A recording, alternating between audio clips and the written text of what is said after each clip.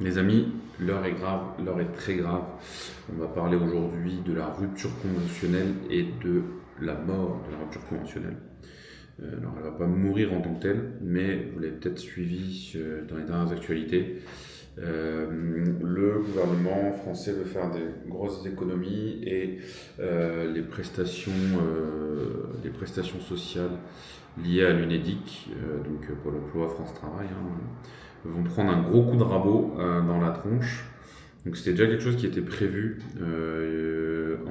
fin 2022 pour la loi 2023, loi de finances 2023.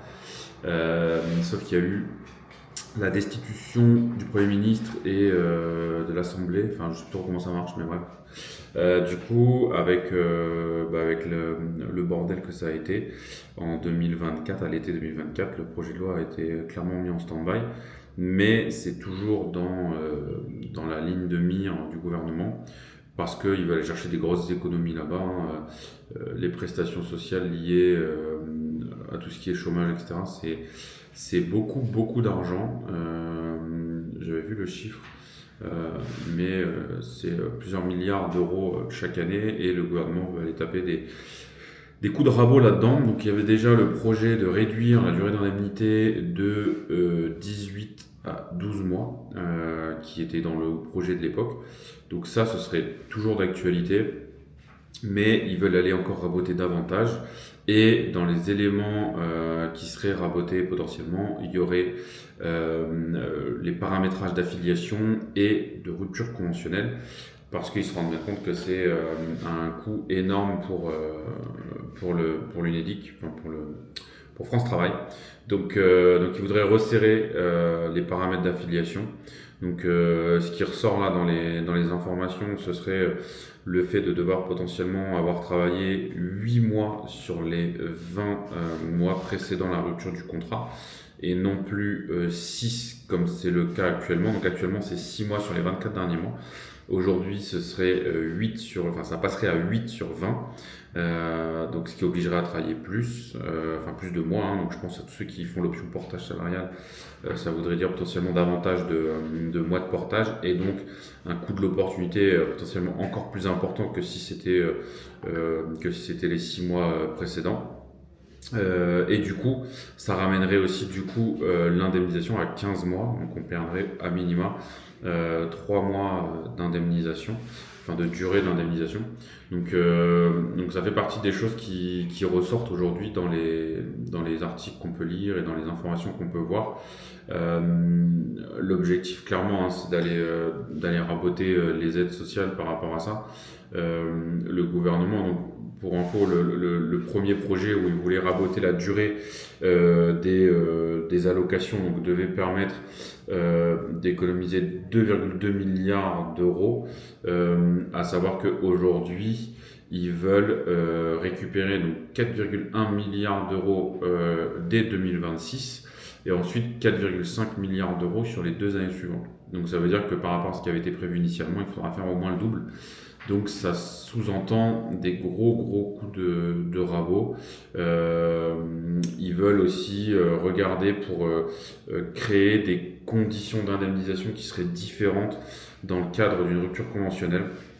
Donc une des pistes qui est citée dans les différents articles de presse, c'est de prévoir que dans un cadre de rupture conventionnelle, on aurait une indemnisation qui serait rabotée en fait, soit en termes de montant avec la dégressivité qui est déjà existante aujourd'hui, soit en termes de durée par rapport à un cadre normal, par exemple d'un licenciement où on a d'office un accès au plein droit. Là on aurait potentiellement un droit, raboté d'indemnisation, à la fois en termes de durée et à la fois en termes de montant. Sachant que tout ce qui est lié à la dégressivité avait déjà été mis en place il y a de ça quelques années. Il y a eu plusieurs réformes de l'UNEDIC et de tout ce qui est chômage.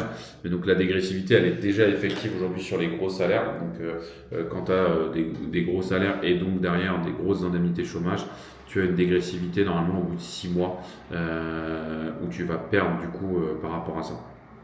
Tout ça pour dire que dans une chaîne autour du freelancing, eh ben, je pense que si tu as un projet freelance qui se réfléchit, je pense qu'il est vraiment, vraiment important de se poser les bonnes questions aujourd'hui. Parce que tu vois, donc ça c'est un projet de loi qu'ils veulent mettre à l'automne, donc ça sous-entend quand même quelque chose d'assez rapide. Et donc potentiellement quelque chose qui sera applicable en janvier par exemple, janvier 2026, voire même potentiellement avant.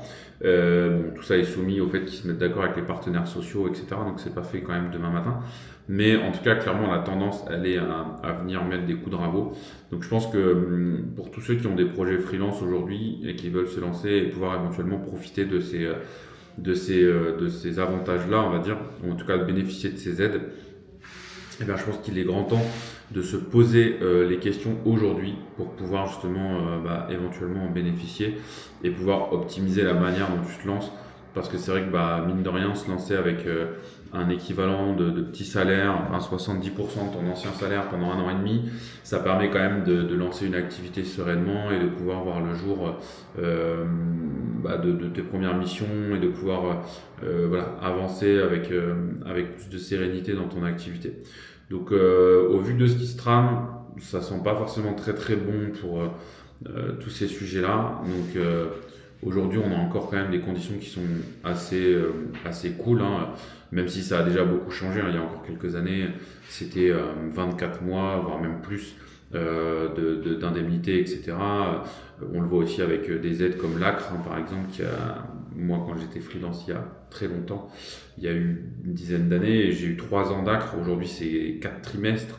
Donc voilà, on voit bien que toutes ces aides-là, elles sont rabotées d'année en année et la tendance, elle va continuer là-dedans. Donc si tu as aujourd'hui des projets là-dessus pour te lancer, etc., réfléchis-y sérieusement. Si tu veux de l'aide, n'hésite pas à nous solliciter, pose tes questions en commentaire. Mais en tout cas, je pense que c'est le moment d'y aller si tu veux pouvoir profiter de ce qui est actuellement en place, c'est-à-dire 18 mois de chômage et 70% de maintien de salaire. Voilà pour ces éléments-là, on se retrouve dans une prochaine vidéo et si tu as des questions surtout, mets-les nous en commentaire. Allez, ciao!